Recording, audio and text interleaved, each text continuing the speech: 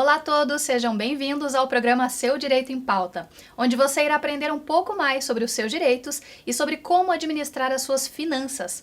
Eu sou Elisiane Moreira, apresentadora, advogada e educadora financeira. E hoje eu recebo aqui em nosso estúdio Vanessa Farracha de Castro, que é advogada, diretora adjunto do Instituto Brasileiro de Direito da Família do Paraná e também é palestrante e escritora, para conversarmos então sobre etarismo, direitos da terceira idade e qualidade de vida. Seja bem-vinda, doutora Vanessa. Obrigada, Elisiane, é um prazer estar aqui com vocês. Obrigada. Bom, eu já gostaria de começar conversando contigo sobre essa questão do etarismo. Primeiro eu gostaria que você explicasse para o telespectador o que significa o etarismo, se ele configura inclusive como um crime, como ele está previsto e quais são as ferramentas de prevenção a ele no sistema jurídico brasileiro. Então, o etarismo, na verdade, é uma forma de discriminação contra as pessoas com mais idade, né?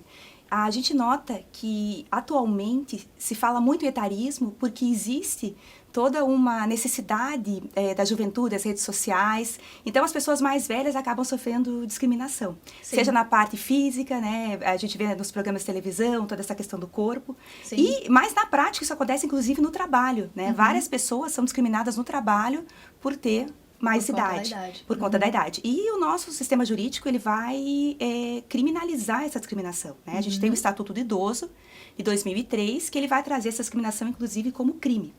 Então, nós temos uma série de mecanismos jurídicos para prevenir essa discriminação. Perfeito. Mas não só a discriminação, né? A gente também tem, no ordenamento jurídico, outros mecanismos que protegem os idosos, como, por exemplo, a questão do próprio abandono, né? E o abandono dos idosos é crime. Então, você pegar um idoso e abandonar numa casa de repouso sem nenhuma assistência é crime. Hoje em dia se fala uma situação bem interessante, que é o abandono afetivo, que eu acho que também a gente deve trazer aqui, que da mesma forma com que os filhos que são abandonados pelos pais podem pedir uma indenização, o idoso também. Então, aquele idoso que é abandonado, ele também pode pedir uma indenização, que é abandonado, que eu falo do ponto de vista afetivo. Claro. Então, nós temos essa questão da discriminação, que vai gerar um crime, uma pena. Temos o abandono físico, que também é um crime, também gera uma pena. E temos também essa parte toda de indenização, porque a discriminação também pode gerar uma indenização. O abandono afetivo também pode gerar uma indenização. Então, tem um aparato jurídico para proteger esse idoso. Perfeito. Até a questão afetiva, que muitas vezes a gente desconhece, mas também está prevista de alguma forma, então, no nosso Código Brasileiro. E até para completar, é uma situação interessante, porque nós vemos muito que o pai e a mãe, né, sempre tem que acolher o filho, dar o melhor pro filho, principalmente na parte afetiva. E a gente faz isso, né? A gente abre mão de muitas coisas pelo filho.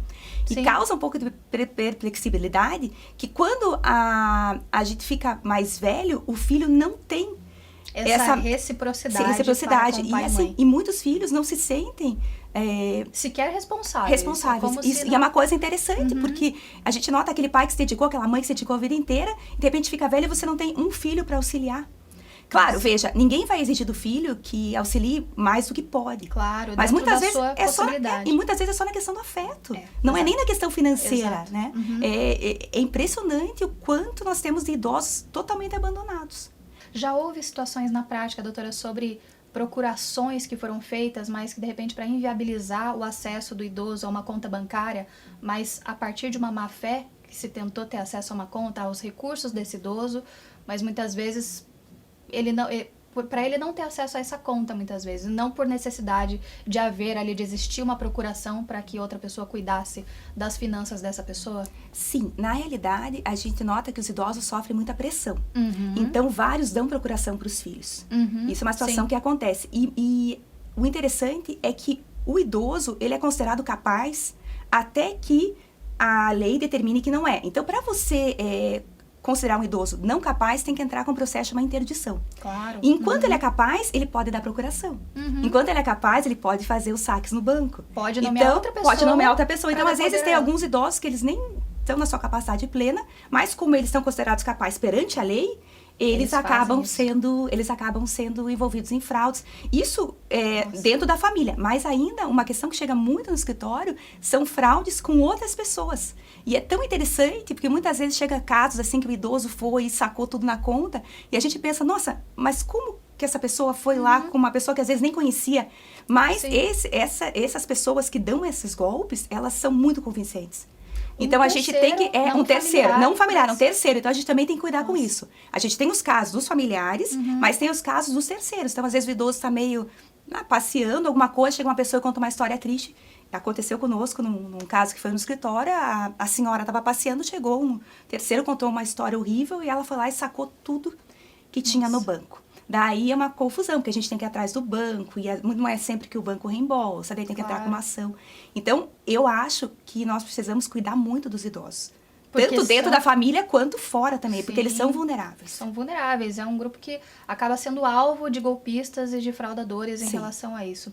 Muitas vezes até de forma afetiva, você percebe casos práticos de forma afetiva que se passam ali por um relacionamento que na verdade não existe, a não ser pela questão do interesse aos recursos financeiros dessa pessoa, desse idoso. É bem interessante que a internet, ela trouxe isso, Propiciou né? mais Propiciou muito. situações. Em especial, com pessoas de mais idade e mulheres. Mulheres, Existem muitos casos, é o que a gente chama de estelionato emocional. Perfeito. Então, acaba começando um relacionamento, né? Ela tem aquele relacionamento e depois que o homem consegue a confiança, ele começa a solicitar dinheiro. E sempre de uma forma muito calma. Eu preciso disso. Vamos fazer juntos. E a pessoa fica envolvida, a mulher fica envolvida. E de repente, quando ela vê, ela perdeu uma grande quantidade, né? Sim. E eu gostaria de deixar bem claro para vocês que não existe, não é uma questão de classe social. Porque eu já tive um caso no escritório de uma mulher de mais idade, mas assim, muito preparada, muito esclarecida. Porque nesse caso, estelionato emocional, a gente mexe com a parte emocional mesmo, do afeto, né? Sim. E também, a gente até fazendo um link com o que foi falado antes, quando essa pessoa ainda é mais abandonada pela família, não tem o suporte afetivo. Ela Daí fica refém. Daí uma outra pessoa de fora, ela vem e efetivamente consegue. E essas fraudes com a internet aumentou muito. E fica difícil. Muitas vezes são pessoas até... É interessante, são pessoas até casadas, né? São homens que são casados, que têm uma família e fingem para aquela pessoa da internet... Um relacionamento. Que estão em um relacionamento virtual. Claro. E é impressionante como as pessoas acabam enviando dinheiro mesmo no relacionamento virtual. Sem sequer conhecer. Sem sequer conhecer, sem sequer ter um encontro. Acreditam. Nossa. Acreditam e a gente não pode subestimar o grau... como é que eu posso até colocar? A forma com que estão sendo feitas essas fraudes. É muito perfeito. É muito perfeito. São pessoas muito envolvidas. Profissionais, de fato, preparados. Doutora, uma decisão recente do STF deixou mais flexível aí algumas regras previstas no Código Civil para o regime de bens em casamentos e uniões de pessoas com mais de 70 anos. Não falando aí de relacionamentos, mas os que existem, né? O que mudou exatamente para essas pessoas? Então, eu preciso explicar para vocês um pouquinho sobre essa questão dos regimes de bens. Então, a gente tem vários regimes de bens. Você, quando casa, você pode escolher. Por exemplo, eu quero casar em separação total. Daí, os bens não vão se comunicar. Ou eu quero casar em comunhão parcial, que é o mais comum. Tudo que você adquirir junto, depois do casamento, partilha. Os dois. Se nós, que não temos 70 anos ainda, né? Se nós formos casar ou constituir uma união estável e não escolhermos o regime, é a comunhão parcial. Então, o que era nosso anteriormente fica, o que vem por herança também não comunica, mas comunica aquilo que foi adquirido durante o casamento. No caso das pessoas com mais de 70 anos, existe uma previsão no Código Civil que fala o seguinte, que tem que aplicar o que a gente chama de separação legal obrigatória. E o que é a separação legal obrigatória? É um regime no qual os bens não se comunicam, porém, tem uma diferença da separação normal, que os bens adquiridos com esforço, eles se comunicam. Tá. Então, vocês podem pensar, mas o que isso difere do que a gente casa normal na comunhão parcial? Que na separação legal obrigatória, você tem que provar o esforço. Então, quando você casa por comunhão parcial, qualquer bem adquirido, a gente já presume que é dos dois. Perfeito. Na separação legal obrigatória, para você ter direito, você tem que provar que ajudou. E, na verdade, assim, na separação legal obrigatória, dificilmente as pessoas acabam adquirindo mais alguma coisa, porque já estão com 70 anos. Né? Sim. Então, era esse o regime. Daí, começou a ter muitas vozes dissonantes na doutrina, dizendo o seguinte, por que tem que se aplicar esse regime para quem tem mais de 70 anos? Porque hoje em dia, 70 anos, né, antigamente até era 60 anos, depois mudou para 70. Sim. Mas assim, atualmente 70 anos, as pessoas estão super bem. Estão ativas, Se você vê, até porque se você pensar, as pessoas estão tendo filhos mais tarde, então a pessoa de 70 está ótima. Então, os doutrinadores diziam, mas por que isso? Por que a gente tem que impor um regime por mais de 70 anos? E essa discussão vai chegar no Supremo Tribunal Federal.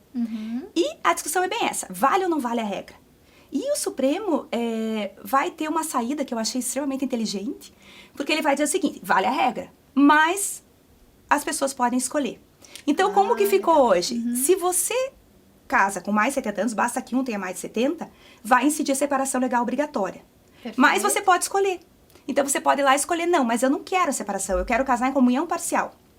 Daí você tem que fazer uma escritura pública. Ou eu quero casar, né, num regime que as pessoas não têm mais casado, mas que é possível. Antigamente era muito, as pessoas casavam sempre assim, que é a comunhão universal. Comunica tudo. Era mais comum antigamente, super comum. Com certeza. Na época, né, na época dos meus pais, era a Isso. comunhão universal, todo mundo casava em comunhão universal.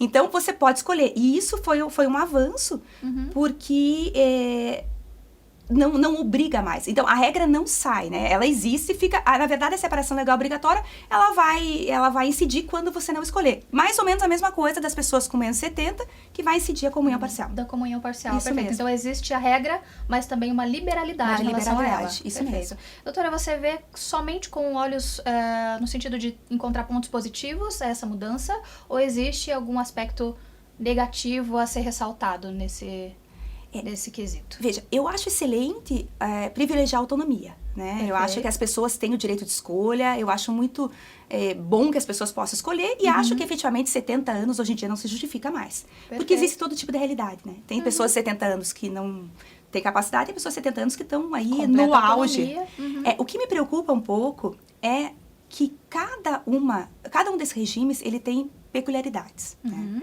Então, a escolha do regime, ela tem que ser muito bem pensada. E eu vou explicar por quê. Por exemplo, no regime da separação legal obrigatória, atualmente, o cônjuge não vai ser herdeiro. É um dos regimes que o cônjuge não é herdeiro, nem o cônjuge nem o companheiro. É nesse regime na comunhão universal. Nos outros, o cônjuge é herdeiro. Então, quando você opta por um regime diferente, tem as consequências não são só no âmbito da vida, da partilha, tem uma consequência em morte. E isso eu acho importante as pessoas perceberem, porque o que acontece? A regra é que o idoso, né, a pessoa de 70, já tem um patrimônio constituído. Claro, sim. Sim. Então, de repente, essa pessoa já tem um patrimônio constituído, tem lá 2 filhos. E ela começa um relacionamento com uma outra pessoa e escolhe um outro regime. Tem que tomar cuidado, porque dependendo do regime, essa pessoa que se iniciou o relacionamento, ela vai ser herdeira junto com os filhos. Então, isso é uma questão interessante. Então, as pessoas têm que saber muito bem o que estão fazendo. Não é uma situação... Por exemplo, muitas vezes as pessoas chegam, eu vou casar em comunhão universal, aquela coisa do amor, de né? romantizar. Romantizar. E, de repente, a pessoa não pensa que a comunhão universal vai comunicar tudo. Sim. Então, essas situações eu acho bem importante em relação ao idoso, lembrando que, como a gente falou, existe muita vulnerabilidade. Claro. Então, assim, se parece preconceituoso, a gente instituiu o regime por causa do suposto golpe do baú, né? Que, na verdade, essa regra era para impedir eles, né? Era para isso.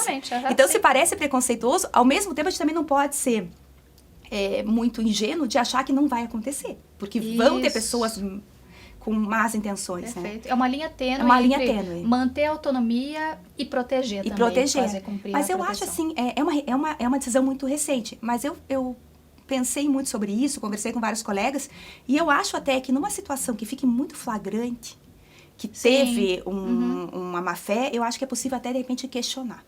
E voltar atrás e, de repente... eu acho que a gente teria que levar, a gente não tem... Como é recente, a gente não tem nada, né? Mas eu acho que deveria ser possível, porque... não deixa de ser, né? A regra vem, essa nova interpretação da regra, ela vem para privilegiar a autonomia, ela vem para trazer uma coisa boa, não uma parte ruim, né? Não é, o direito ele não vai nunca albergar situações de má fé, né? Perfeito. Então, acho que é isso que a gente tem que pensar. Conversa incrível, já esclarecedora demais aqui com a doutora Vanessa. Inclusive, a repórter Isabelle Almeida tem informações, dados importantes, relevantes sobre esse assunto tão importante. Já é no próximo bloco, o programa Seu Direito em Pauta volta já.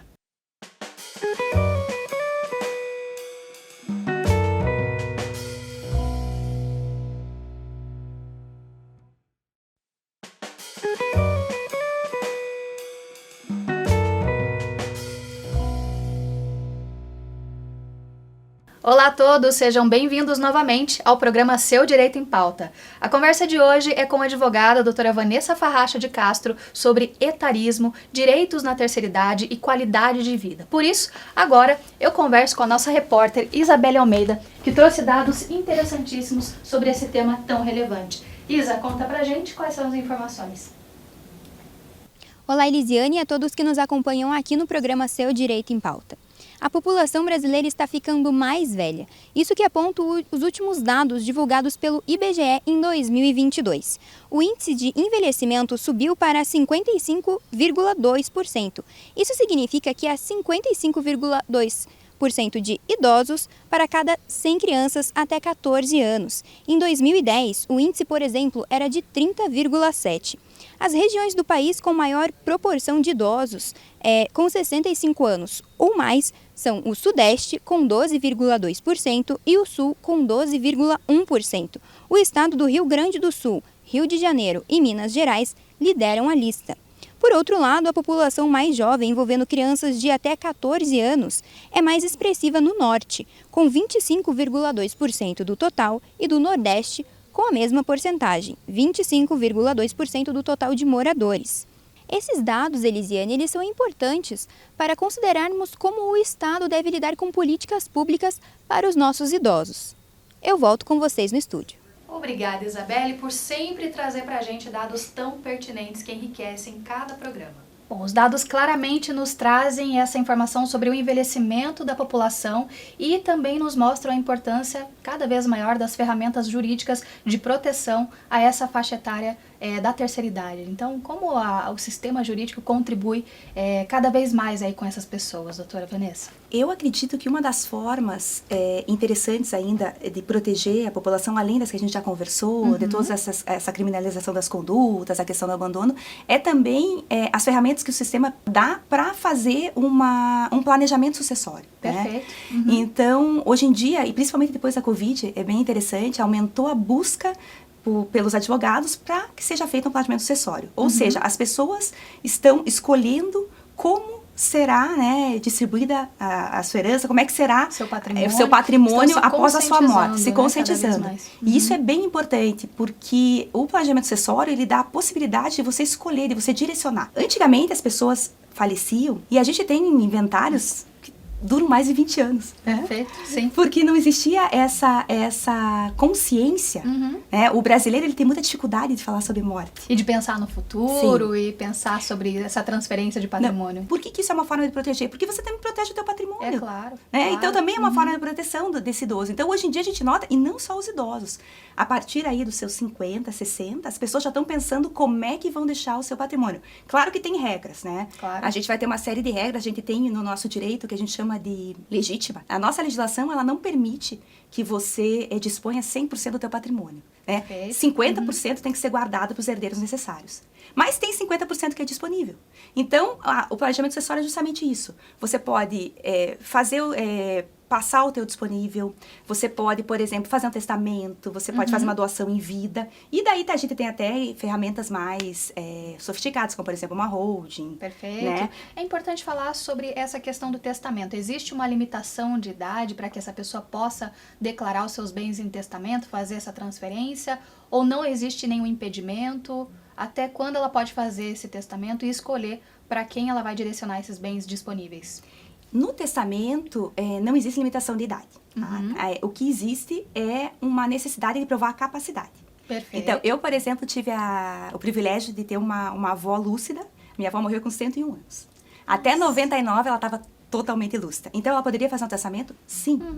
Claro. Sim, então é a lucidez. Por isso que é de praxe que quando você faz o testamento mais velho, você leve um documento atestando a sua capacidade. Então, tendo capacidade, pode testar. O testamento, ele vai ter uma série de requisitos formais, a maior parte é feita de forma pública. E um dos requisitos é provar a capacidade. Lembrando o seguinte, no testamento, a gente só pode testar, voltando ao que eu passei para vocês, 50%. Então, as discussões de testamento, elas sempre vão envolver a capacidade, né? Então, quando, por exemplo, algum filho se sente preterido. A maior parte das vezes a gente vê a tentativa de anular é pela capacidade. Então, se você consegue comprovar que a pessoa que testou tinha capacidade, tudo bem? E a outra forma de você reduzir o testamento é quando a pessoa testa mais do que os 50%. Então, isso também é uma questão interessante. Você pode testar 50%. 50% você pode deixar para quem você quiser. Os outros 50% você vai ter que seguir a ordem legal, os seus herdeiros. Eu acho interessante listar para o telespectador quem são os herdeiros necessários. A gente vai ter, né, numa primeira classe, os descendentes, e aqui que é interessante, em concorrência com o cônjuge. Perfeito. Tá? Depois vamos ter ascendentes, vai ter o cônjuge e, por fim, os colaterais. Né? Os colaterais, na verdade, eles vêm depois. Né? Os necessários mesmo seriam os herdeiros, descendentes, ascendentes e o cônjuge. Perfeito, perfeito. Bom, planejamento sucessório é uma prática recomendável, então, não apenas para pessoa jurídica, como muita gente pode imaginar, né? Pode pensar, puxa, eu só tenho uma casa constituída, só tenho, meu patrimônio é pequeno, então eu não vou me preocupar com isso, sou pessoa física e depois a justiça se encarrega. Não, na verdade, planejamento sucessório é extremamente importante, talvez principalmente para pessoas físicas, né? Sim, e na verdade fazer o planejamento sucessório, a gente estava falando tanto em autonomia aqui, né? Sim. A autonomia dos maiores de 70 escolher o regime. Você fazer o planejamento é você trazer para si a responsabilidade de como vai ser partilhado, você escolher. Então, é muito mais calmo para aquela família você ter uma diretriz do dono da herança, né? Porque assim, eu construí aquele patrimônio. Eu vou dizer para vocês como eu quero que seja partilhado. Porque se a pessoa morre e não deixou nada, vai seguir as normas legais. E daí você vai ter aquelas situações, por exemplo, um filho que mora numa casa do autor da herança, né? E de repente, mas os outros também querem aquela casa. Sendo que poderia ser resolvido se fosse feito um testamento dizendo o seguinte, olha, aquela casa foi daquele ali, ele construiu, ele me ajudou. Ou até assim, o filho que cuida, né? Porque a gente tem o filho que cuida. Sempre, claro. O filho que abre mão, eu quero que esse filho que cuida ganhe aqui uma indenização pelo tempo que ele passou comigo. E eu não vejo problema nenhum, porque o patrimônio foi construído por essa pessoa. Claro. Então, eu acho que as pessoas físicas devem fazer, inclusive, quando tem um imóvel só, ou quando só tem dinheiro aplicado. Eu acho que é uma forma da pessoa decidir, né? Eu acho que além do que, Elisane, um medo muito grande dos mais idosos, das pessoas mais velhas, é que não exista recurso para o inventário. Porque o que acontece? Sim. Nós temos os impostos, né? A gente teve TCMD. E muitas vezes, por exemplo, uma família que deixe bastante imóveis, né? Um pai ou uma mãe que deixe muitos imóveis, o TCMD vai ser alto. Claro. Então, muitas vezes, você fazendo, por exemplo, a doação em vida, ainda que seja uma doação que vai ficar todo mundo como ficaria em morte. Mas em vida, você já recolhe esse imposto. Então, o herdeiro já recebe, já tá com aquele bem, não vai ter que pagar, já resolveu. Uma situação bem interessante que a gente faz muito é deixar com usufruto. Então, tem várias pessoas assim, com 70 anos ou 60, que falam, não, agora eu vou fazer o seguinte, eu vou passar tudo para os meus filhos e fico com usufruto. Porque o Código Civil, ele não deixa você doar tudo, tá? Você não pode ficar. Então, assim, ele já pressupõe que o idoso tem que ter uma proteção, né? Porque também não dá para você doar tudo. Mas uma forma de proteger interessante é o usufruto. Então, as pessoas já pegam a propriedade, mas a renda ainda fica daquela pessoa. Mas eu acho, assim, que o direito de família, ele evolui muito. E uma situação até que foge um pouquinho, mas que eu acho interessante, é falar que hoje em dia a gente reconhece até os filhos socioafetivos. Porque tem algumas famílias que quem cuida, olhem que interessante, é um terceiro. É um terceiro. É que ele antigamente existia muito, né? O filho de criação, né? Isso. Alguém que você albergava na família, chamava, e essa pessoa... E muitas vezes esse filho que não é filho e que veio morar é o que cuida. Então, hoje em dia, vejam que interessante, a gente já reconhece ele com os mesmos direitos dos outros filhos. Então, essa é uma realidade, né? Até foi colocado aqui várias realidades do país. Essa é uma realidade que acontece muito. Sim. De você ter um terceiro que foi criado como filho e que não é o filho, né? Não é o filho de sangue, mas é o filho do afeto. Então, hoje em dia já é reconhecido. E veja, por que não deixar, de repente, alguma coisa? Né? Se você não reconhecer em vida, pode até reconhecer em morte. Claro, então, perfeito, perfeito. A gente falou sobre pessoas físicas e a importância delas direcionarem, então, seu patrimônio de forma sucessória. Em relação à pessoa jurídica, existe alguma vantagem, alguma questão prática e talvez tributária de fazer também esse planejamento sucessório para empresas? Sim, as empresas, elas conseguem, dentro, né, dos seus estatutos, seus contratos sociais, colocar as regras de sucessão. Né? Legal. O que a gente vê que tem sido muito feito, porque o que acontece? Quando você vai fazer o inventário de uma empresa, são as cotas, né? Sim. Então, o que tem sido feito em vida é justamente já passar essas cotas. E muitas vezes, já passar as cotas. Mas, assim, essa é uma questão bem do direito societário, você pode colocar regras. Então, por exemplo, você pode colocar uma regra de que o herdeiro não vai ser sócio. Ele vai só receber a parte. Porque, assim, é interessante quando você tem uma sociedade, porque a gente pensa muito, quando fala em sucessão, numa holding, que seria a mesma família. Mas você vai ter sociedades que você vai ter sócios que não são daquela família. Perfeito, então, você também pode fazer regras assim, olha, a minha sociedade sou eu com você, mas eu não quero teus filhos dentro da sociedade. Então, você pode fazer uma regra que quando você morrer, eles vão receber o valor patrimonial, mas não vão fazer parte da sociedade. Então, essas regras todas, por isso que é interessante consultar um advogado bem especialista, porque são tantas opções dentro Sim. dessa questão do planejamento, né? Do planejamento do sucessório e do planejamento societário também. Então, o advogado pode trazer uma série de situações para você, né? Porque, de repente, eu também estou preocupada, por exemplo, uma questão que acontece, eu tenho filho lá, eu tenho um filho menor, como é que eu vou fazer com esse filho menor? Ou eu tenho um filho que amanhã depois vai casar, mas eu não quero que isso aqui comunique com a pessoa que ele vai escolher, eu quero que fique só para ele. Então, o que a gente faz? Tem todas as preocupações. Ó, eu tenho um filho, mas eu quero, por exemplo, que o que ele vai receber não comunique com ninguém. Isso. Tem meios jurídicos para tudo isso. Perfeito, doutora. Obrigada por trazer essa visão tão esclarecedora e necessária sobre futuro. No fim das contas, é sobre isso. É um prazer. Gostaria de deixar um recado para o telespectador? Então, meu recado para o telespectador o primeiro recado é que vocês, né, que são mais jovens, cuidem dos mais velhos. Se não fossem os mais velhos, nós não estaríamos aqui, né? Tudo que a gente conquistou no direito foi graças às pautas e às lutas dos mais velhos. E se você é mais velho, que você já começa a pensar em sucessão e, de repente, consulta um advogado para que ele auxilie. Porque imagine que maravilha você poder, né, na sua passagem, saber que vai ficar tudo Tudo bem. Tudo certo. Perfeito. Muito obrigada. Obrigada, doutora, por conversar conosco aí sobre esse assunto tão importante. Sobre o futuro, você já pensou em começar a investir de forma simples, segura, construindo então esse futuro melhor e mais digno para você e para sua família? Foi pensando exatamente nisso que foi criado o CIA, Clube Investidor Águia, para quem quer aprender a investir, recebendo uma segunda renda todos os meses, mesmo sem experiência ou conhecimento prévio sobre investimentos, para conquistar sua independência financeira. Para saber mais, aponte a câmera do seu celular para o QR Code que aparece na tela ou entre no site que aparece agora para você. Eu quero agradecer também aos nossos apoiadores, CF Home Design, com esse mobiliário maravilhoso que sempre deixa o nosso cenário ainda mais incrível, e a MB at Home Decorações, com a delicadeza desses objetos que tornam ainda mais acolhedor esse nosso ambiente. Sem o apoio dessas empresas, esse programa não seria possível. E agora um recado especialmente aí para você que é empresário. Sabia que a sua marca pode aparecer aqui no programa Seu Direito em Pauta? A sua empresa e o seu negócio podem estar conosco através de parcerias, apoio e cotas de patrocínios. Como fazer isso? É só entrar em contato através dos endereços que aparecem agora no vídeo. Gostou desse programa? Então já nos siga nas redes sociais, no Instagram Seu Direito em Pauta, como aparece na tela para você, e também através do nosso canal do YouTube, onde você pode conferir esse e outros programas. Seu Direito em Pauta, porque a informação é sua maior aliada. Nós nos vemos na semana que vem. Até lá!